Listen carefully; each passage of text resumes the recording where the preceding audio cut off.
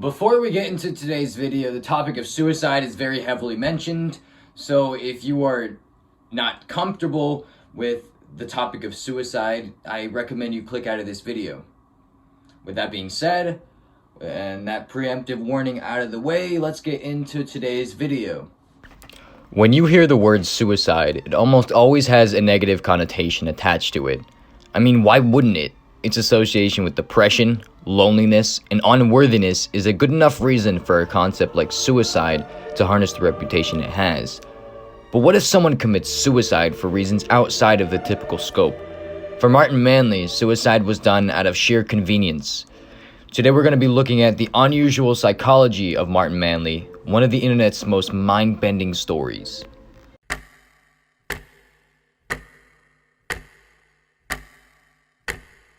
Before Manley committed suicide, he created a website which I will leave the link to in the description. In this website, he describes his ordinary life as a sports writer and rules out all of the typical causes of suicide.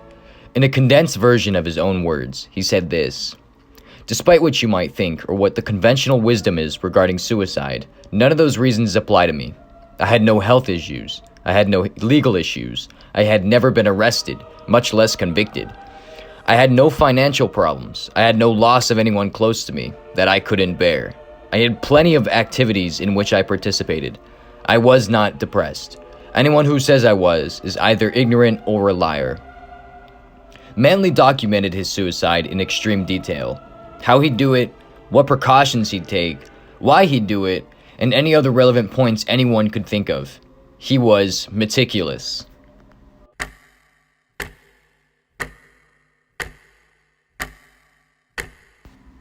When Manley was asked the question, why suicide, his response was as simple as, "because I can." He later goes on to elaborate on this by saying, "The thought of being in a nursing home, physically or mentally disabled, was the single scariest thing I had ever thought about, at least on this earth. So in order to make sure that it never happened, I determined that I would have to end things when I was still semi-intelligent and physically able. That's what I mean by saying, because I can."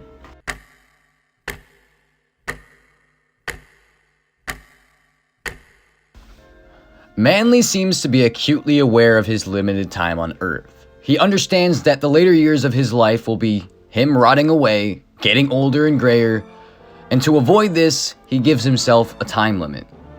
Manley has this to say about that: "For many of us, we spend our whole lives preparing for the end, but no matter how much we think about it, few of us stamp a use-by date on our lives.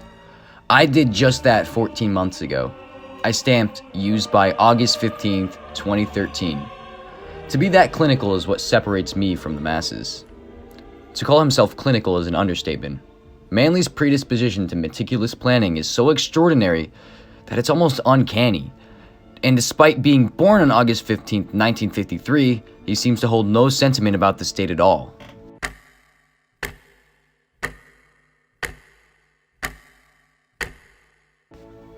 I don't have much to add on this, so I'll read Manley's words directly from his website. "I finally decided the best way to do it would be at 5 a.m. on August 15th, 2013, at the far southeast end of the parking lot at the Overland Park Police Station. If everything worked out right, and I'm sure it did, I called 911 at 5 a.m. I told them I want to report a suicide at the south end of the parking lot of the Overland Park Police Station at 123rd and Metcalf. Bang! They should find me in about 2 minutes. I doubt they'll be able to identify me for a couple of hours at least, which will give my sister time to learn about it before the police would have been able to contact her. There will be a note lying next to me which says, 'I committed suicide of my own free will. I am not under the influence of any drugs. I am sorry for your inconvenience. You will be contacted within a matter of hours by my sister. She will find out about this by an overnight letter and/or email I sent her, which she will get this morning. In it, I explained the exact location where I shot myself and gave her your phone number. At the time, she will tell you who I am. If you discover who I am prior to the call, please do not contact her. I do not want her or anyone else I sent letters to overnight to find out about it from you. I want them to find out about it from me. Thank you. In addition, I recently went through the process of donating an organ. Unfortunately, that process could not be completed by this date. Please contact the following people, especially Marilee Kleitz, the first person on the list, so that they may be able to harvest any organs of mine immediately.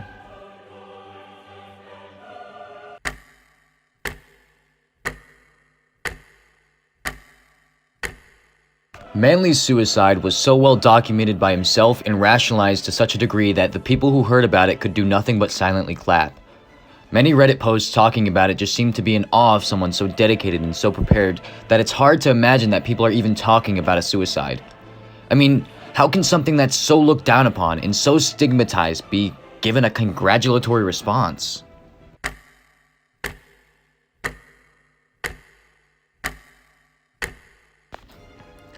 Perhaps this is the mark that Martin Manley strove to leave behind. The fascination of the public eye from someone ending their life is incredible on its own.